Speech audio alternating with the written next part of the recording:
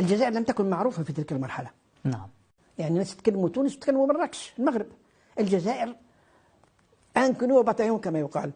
غير معروفة تماما للعالم. طبعا للدليل انه كي جاء عمونا فريد الأطرش غنى الاغنيه نتاعو بساط الريح، قال بساط الريح ابو الجناحين، مراكش فين وتونس فين. يعني لم يذكر الجزائر وغضب منه وقتها الجزائريين بل طردوه. في قسنطينة قالوا لي ضربوه بالطماطم.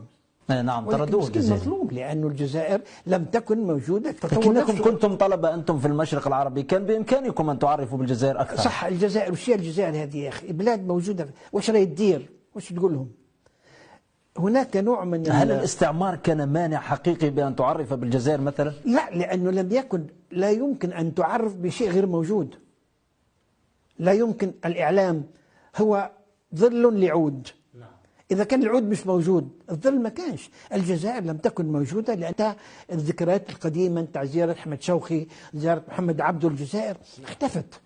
ولدرجة أن الشيخ البشير إبراهيمي عندما وصل إلى مصر تقريبا جماعة الأزهر ما اعترفوش به.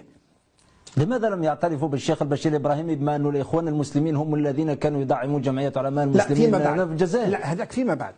لا، العلاقة ما بين الإخوان المسلمين وجمعية العلماء بدأت مع وصول الشيخ البشير الإبراهيمي إلى مصر.